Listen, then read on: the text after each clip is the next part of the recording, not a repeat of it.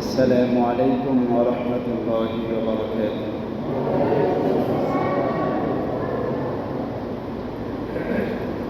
الحمد لله الذي خلق الموت والحياة ليبلوكم أيكم أحسن عملا، ونشهد أن لا إله إلا الله وحده لا شريك له، الذي خلقني فهو يهدين، والذي يميتني ثم يحيين. ونشهد أن سيدنا ومولانا محمدا عبده ورسوله، هو سيد المرسلين رحمة للعالمين، وعلى آله وأصحابه أجمعين. أما بعد، فأعوذ بالله من الشيطان الرجيم. بسم الله الرحمن الرحيم.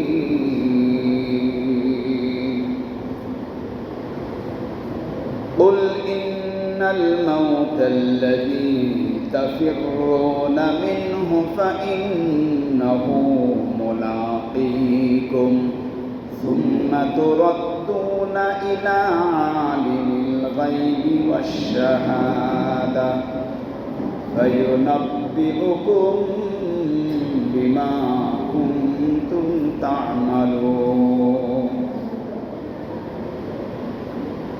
وقال رسول الله صلى الله عليه وسلم: كسر عظم الميت ككسره حيا،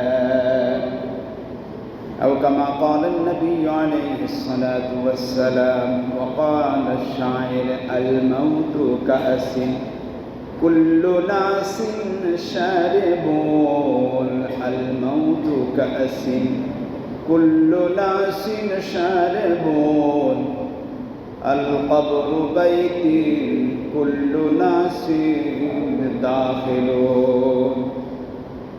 إن الله وملائكته يصلون على النبي، يا أيها الذين آمنوا صلوا عليه وسلموا تسليما. اللهم صل على سيدنا محمد وعلى آل سيدنا محمد وبارك وسلم. بلغ العلا بكماله، كشف الضجى بجماله، حسنت جميع خصاله، صلوا عليه وآله। আলহামদুলিল্লাহ, আল্লাহ পাক দয়া করে, মায়া করে, মহব্বত করে সুস্থতা নামক বড় নিয়ামত দান করে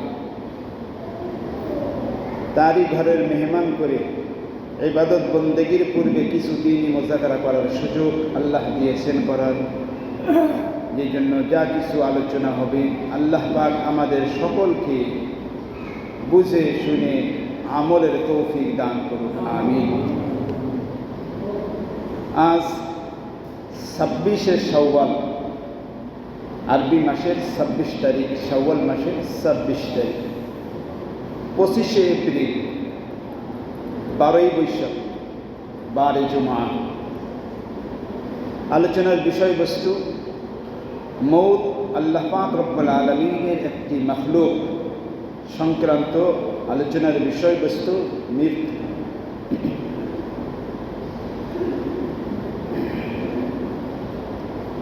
আল্লাহ পাক রব্বুল আলামিন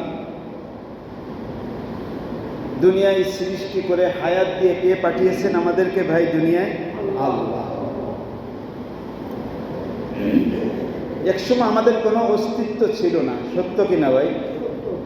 অস্তিত্ব দিলেন কে? আল্লাহ। অস্তিত্ব দিয়ে দুনিয়ায় পাঠিয়েছেন একমাত্র আল্লাহ পাক। না আর কারোর হাত আছে এখানে? কারোর হাত। আবারও এই দুনিয়ার থেকে বিদায় নিতে হবে, তখনও কে ডাক দিবে ভাই? আল্লাহ। তার ডাকে লাব্বাইক বলে দুনিয়ার মায়া মহব্বতের জাল ছিন্ন করে, আত্মীয়তার বাঁধন কেটে দিয়ে সব সব সম্পর্ক ছেড়ে, দুনিয়া ছেড়ে কবরে পাড়ি জবাইতে হবে কি না ভাই? সেই যাত্রাটা কার হুকুমে হবে? আল্লাহ পাকের হুকুমে। তাহলে আজ জুমা দিন আল্লাহ পাক আমাদেরকে মসজিদে এনেছেন, হায়াত আছে, আল্লাহ দিয়েছেন, তাই আসতে পেরেছি, ঠিক কি না? সমাজ থেকে অনেক মানুষ কিছুদিন পূর্বেও রমজানের পরেও এলাকার আশপাশ থেকে অনেক ভাইরা দুনিয়ার থেকে বিদায় নিছেন কিনা ভাই? নিছেন। আল্লাহ পাক আমাদেরকে হায়াত রেখেছেন, আবার সাথে সাথে সুস্থতাও দিয়েছেন। এই জন্য শুকরিয়া আদায় করবো না আল্লাহ পাকে? আলহামদুলিল্লাহ, আলহামদুলিল্লাহ। তাহলে আল্লাহ আমাদেরকে এনেছেন, সুস্থ রেখে এনেছেন, হায়াত দিয়েছেন। এই জন্য আল্লাহ পাক রব্বুল আলামিনের শুকরিয়া, যে আল্লাহ বলেন আমার নিয়ামতের শুকরিয়া আদায় করো, লা ইন শাকারতুম লা আযীদান্নাকুম। আমার নিয়ামত হায়াত পেয়েছো, শুকরিয়া আদায় করো, আমি তোমার হায়াতের মধ্যে বরকত নামক সুস্থতা দান করবো। সুবহানাল্লাহ। সবথেকে রসুল বলেন পৃথিবীতে সবচেয়ে বড় নিয়ামত দুইটা। কয়টা ভাই? রসুল বলে নিয়ামাতানি মাগবুনুন ফীহিমা কাসীরুম মিনান নাস। অধিকাংশ মানুষ বোঝে না সবচেয়ে গুরুত্বপূর্ণ দামি দুইটা নিয়ামত, মানুষ বোঝে না। একটা হলো আসিহহাতু ওয়াল ফারাগ, সুস্থতা। কত বড় নিয়ামত! বোঝে সে যে আজ ঘরে, বেডে, হাসপাতালে কাতরাইতেছে, কাঁদতেছে, চিল্লাপাল্লা করতেছে, আইসিইউতে পড়ে আছে, তারাই বোঝে যে সুস্থতা কত বড় নিয়ামত। এই জন্য আল্লাহর রাসূল বলেন দুইটা নিয়ামতের মধ্যে একটা হলো সুস্থতা, আর একটি হলো টেনশন মুক্ত থাকা। ওয়াল ফারাগ, টেনশন মুক্ত থাকা।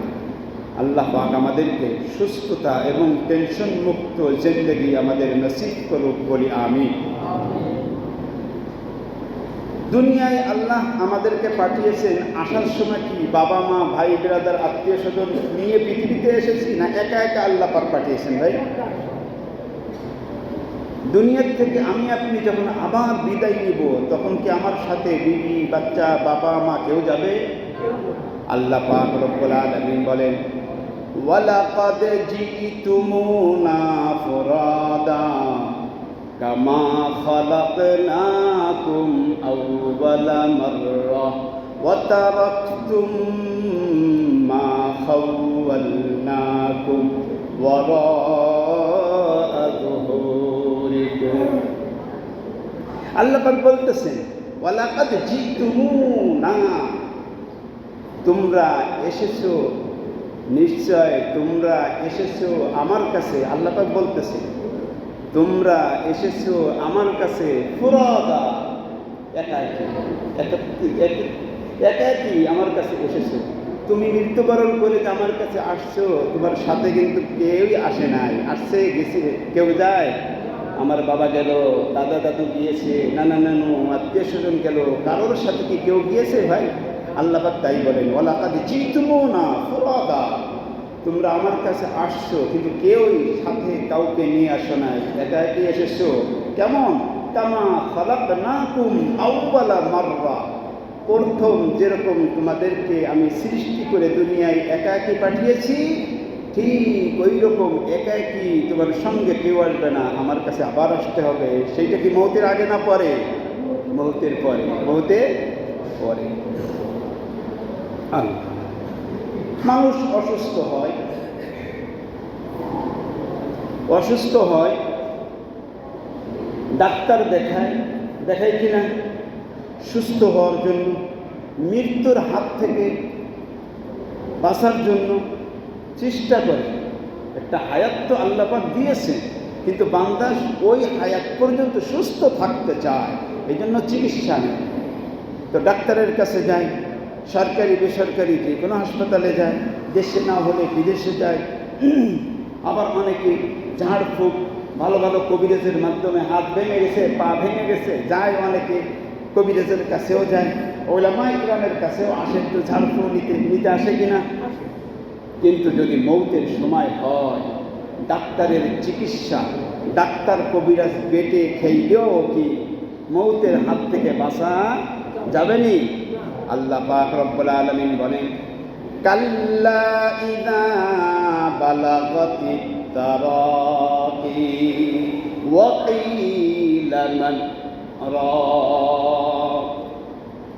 আল্লাহ পাক রব্বুল আলামিন বলেন, বান্দা, মৌত যখন তোমার গলার কাছাকাছি চলে আসবে, হলকমের কাছে যখন আসবে, রুহটা যখন স্থান ত্যাগ করে তোমার মৌতের কাছাকাছি, গলার কাছাকাছি আসবে, কাল্লা ইযা বালাগাতিত তারাকি ওয়া কিলা মান রাক। রাক মানে ডাক্তার বলেন, ঝাড়ফুঁক দেওয়ার জন্য কবিরাজ বলেন, বলবে, মানুষ বলবে কোথায় ডাক্তার আছে, ডাক্তারের কাছে নিয়ে যাও, ডাক্তার আনো, চিকিৎসা দাও, ঝাড়ফুঁক দাও, কবিরাজের কাছে নাও। নেই কি বলে কিনা? বলে না? ওয়াকিলা মান রাক ওয়া যান্না আন্নাহুল ফিরাক। সে ধারণা করেছে, বুঝতে পেরেছে দুনিয়ার বাঁধন ছাড়তে হবে। অজান্না, সে বুঝতে পেরেছে, অসুস্থ ব্যক্তি বুঝছে, ধারণা করেছে, অজান্না গোমান করেছে, ধারণা করেছে আন্নাহুল ফিরাক, ফারাক হয়ে যেতে হবে দুনিয়ার থেকে, দুনিয়ার মায়া ছেড়ে যেতে হবে, বুঝতে পেরেছে। আল্লাহ তো কেউ ঠেকাইতে পারবে ভাই? সময় হলে কেউ পারবে? কেউ পারবে না বন্ধু। কেউ যখন মৌতের হাত থেকে কেউ বাধা দিতে পারবে না, মৌতের হাত থেকে কাউকে ধরে রাখতে পারবে না। আল্লাহ পাক রব্বুল আলামিন অন্যত্রে কি বলেন? ফালাউলা ইযা বালাগাতিল হুলকুম, সূরা কিয়ামা। ফালাউলা ইযা বালাগাতিল হুলকুম, হুলকুম মানে গলার উপরে ভাগ, শেষ দিকে যখন মৌত তোমার হলকের কাছে, গলার কাছাকাছি এসে যাবে, বালাগাতিল হুলকুম ওয়া আনতুম হিনা ইদিন তানজুরুন, ওই ব্যক্তির কাছে বাবা বসে দেখতে থাকবে, মা দেখতে থাকবে, স্ত্রী দেখতে থাকবে, সন্তানাদি তাকায় তাকায় দেখতে থাকবে। ফালাউলা ইযা বালাগাতিল হুলকুম ওয়া আনতুম হিনা ইদিন তানজুরুন, ওই মৌতের সময় অসুস্থতা, মৃত্যুর শয্যায় শয়িত, আল্লাহ পাক ডাক দিবে এইরকম একটা অবস্থায় সকলেই, ওয়া আনতুম, তোমরা, সেই তোমরার মধ্যে বাবা থাকবে, মা থাকবে, স্ত্রী, ছেলে মেয়ে, আত্মীয় স্বজন দেখতে থাকবে। তানজুরুন, রোগীর দিকে তোমরা তাকাইতেছো, তাকাই আছো, এটা ভিতরে কষ্ট নিয়ে কখন কি হয়ে যায়। ওয়া আনতুম হিনা ইদিন তানজুরুন ওয়া নাহনু আকরাবু ইলাইহি মিনকুম ওয়ালাকিন লা তুবসিরুন।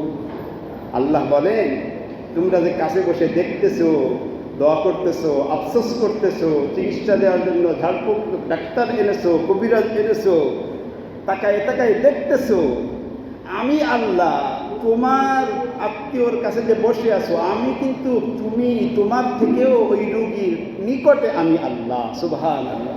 আল্লাহ বলতেছেন, ওয়া নাহনু, আমি, আকরাবু, নিকটে, ওয়া নাহনু আকরাবু ইলাইহি, ওই ব্যক্তির, মৃত্যু ব্যক্তির কাছে আমি সবচেয়ে কাছে। ওয়া নাহনু আকরাবু ইলাইহি মিনকুম ওয়ালাকিন লা তুবসিরুন, কিন্তু তুমি তো আমাকে দেখতে পাও না, আমি কিন্তু রোগীর কাছে, তোমার থেকেও কাছে আমি আল্লাহ। তারপরেও আমরা দেখি, আফসোস করি, কিন্তু মৃত্যুর হাত থেকে আমরা কাউকে বাঁচাইতে পারি না। তাহলে মৌত কি একটা মৃত্যু? এটা রব্বুল আলামিনের সৃষ্টি, ঠিক না ভাই? মৌত কার সৃষ্টি? হায়াত কার সৃষ্টি? কে হায়াত দিবে? মৌত কে দিবে? আল্লাহই দিবে, আল্লাহ। তাহলে যখন মৃত্যুর সময় এসে যাবে, সময় কি দিবে কেউ?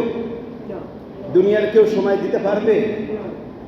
মানুষ ঘড়ি ওড়ায়, ঘড়ি ওড়াইলে মানুষ ছাড় দেয়, ঢিল দেয়, যাও, ছাড় দেয়, ছোটা, যাও, কিন্তু এই ছাড়, এই ঢিল মানে কি?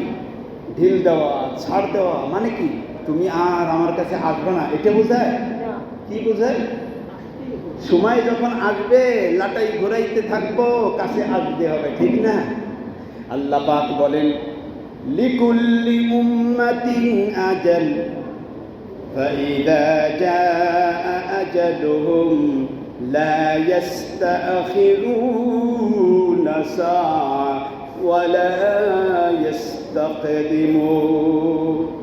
লিকুল্লি উম্মাত, প্রত্যেকটা জাতি, যে ধর্মেরই হোক, প্রত্যেকটা জাতি তার একটা সময় আছে।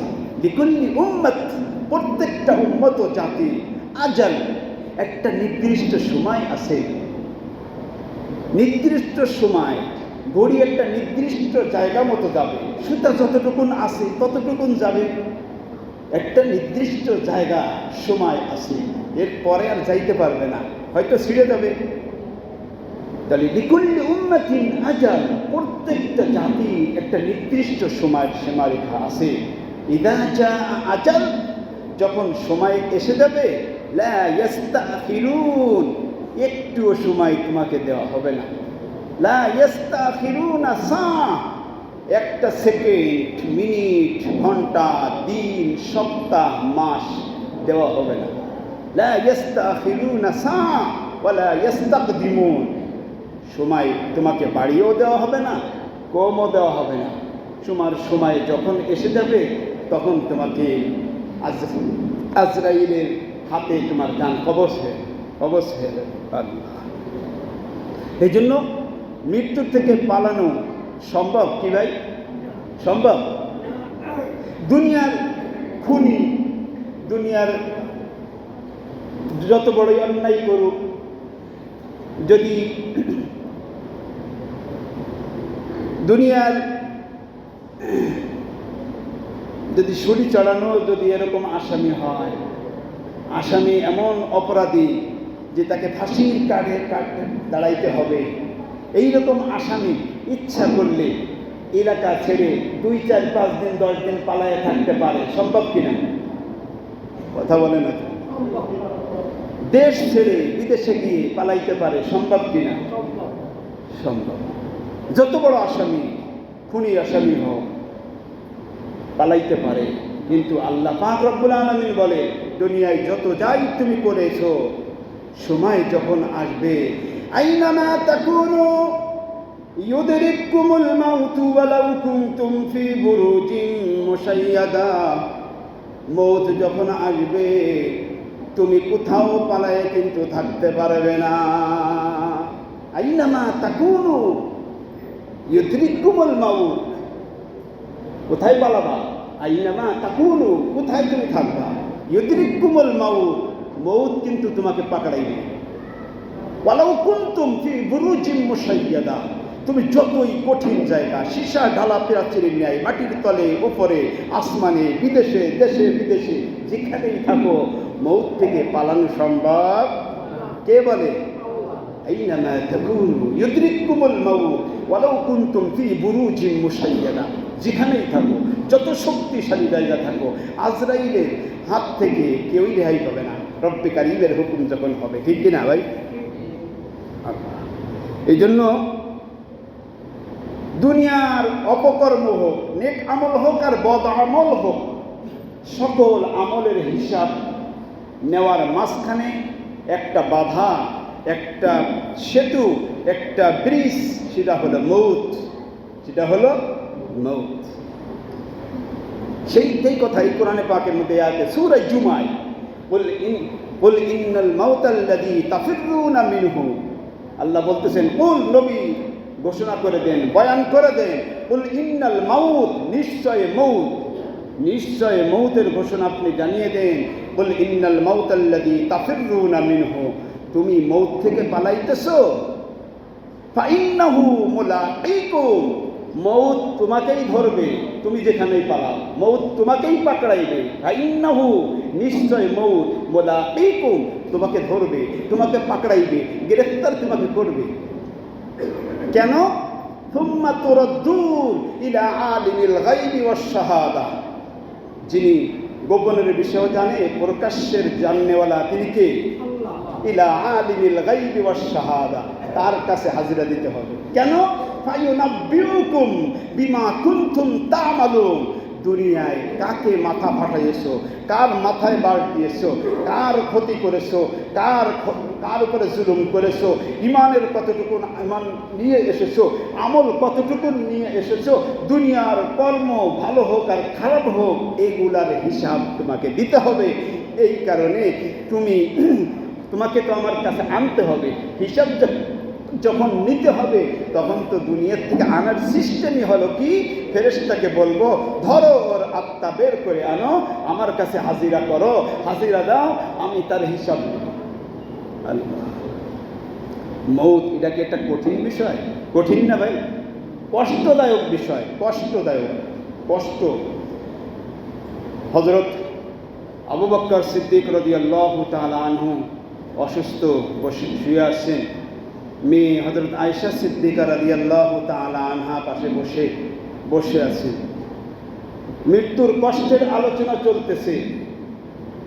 তো হযরত আয়েশা সিদ্দিকা রাদিয়াল্লাহু তাআলা আনহা বলতেছিলেন মৃত্যুর বিষয়টা আলোচনা করে, কিন্তু কথাটা, মৃত্যুর কষ্টটা পরিষ্কার তিনি ব্যক্ত করতে পারতেছেন না বা হইতেছে না। কিন্তু হযরত আবু বকর সিদ্দিক রাদিয়াল্লাহু তাআলা আনহু বললেন, আয়েশা তুমি কোরআনে পাকের ওই আয়াতটা তেলাওয়াত করো না, সূরা কফ 26 নম্বর পারা 18 নম্বর পৃষ্ঠা। ওয়াজাআত সাকরাতুল মাউতি বিল হাক্কি যালিকা মা কুনতা মিনহু তাহিদ। মৌতের কষ্ট, ওয়াজাআত আসবে, অবশ্যই আসবে। সাকরাতুল মাউত, মৌতের কষ্ট, মৃত্যুর যন্ত্রণা আসবে। বিল হক, এটা সত্য। মৃত্যুর কষ্ট এটা সত্য, কোনো সন্দেহ নেই। যালিকা মা কুনতা মিনহু তাহিদ, যেই মৃত্যু থেকে তোমরা টালমাটাল করো, যেই মৃত্যুর ভয়ে তোমরা দৌড়দৌড়ি করো, যেই মৃত্যুর ভয়ে তোমরা পালায়ন করো, পালাইতে পারবে না, টালমাটালে কাজ হবে না, নড়াচড়ায় কোনো কাজ হবে না, সুতা গুটান দিলেই ঘুরে হাতে আসবেই, কোনো সন্দেহ নেই। তাই বলেন, কুল ইন্নাল মাউতাল্লাযী তাফিররুনা মিনহু ফাইন্নাহু মুলাকীকুম, মৌত তোমাকে ধরবে, মৌত তোমাকে গ্রেফতার করবে। এই জন্য কবি বলেন, আল মাউতু কাসিন কুল্লু নাসিন শারিবুন, আল কবরু বাইতিন কুল্লু নাসিন দাখিলুন। কবি তাই বলে, প্রত্যেকটা মানুষ, প্রত্যেকটা সৃষ্টি জীবকে মৃত্যুর শরবত পান করাই লাগবে, কোনো সন্দেহ নেই। সাথে সাথে প্রত্যেকটা মানুষকে কবরের ঘরে যেতেই হবে। আল কবরু বাইতিন, কবর এমন একটা ঘর, কুল্লু নাসিন, প্রত্যেকটা মানুষ দাখিলুন, প্রবেশ করতে হবে। কেউ অস্বীকার করতে পারবো যে না কবরে যাব না? হ্যাঁ, এইটু বলতে পারেন যে অনেকে তো কবরে যায় না, পানিতে ডুবে মারা যায়, আগুনে ডুবে মারা যায়। বারজাখ, আলমে বারজাখ, মৌতের পরে প্রথম ঘাটি আলমে বারজাখ। সেই আলমে বারজাখটা কবর হতে পারে, সাগরের মধ্যে হতে পারে, কোনো বাঘ ভাল্লুকের পেট হতে পারে, আগুনের মধ্যে হতে পারে, এটি আলমে বারজাখ। এই জন্য মৌত মৃত্যু কার হুকুমে হয় ভাই? সৃষ্টিকার। তাই সূরা মুলকের 2 নম্বর আয়াত, আল্লাযী খালাকাল মাউত ওয়াল হায়াত, মৃত্যু এবং হায়াত সৃষ্টি করেছেন আল্লাহ। কেন করলেন? কেনর জবাব দিলেন, লিয়াবলুয়াকুম আইয়ুকুম আহসানু আমালা। দুনিয়ার জিন্দেগি কে করেছে বন্দেগি দেখতে চান আল্লাহ।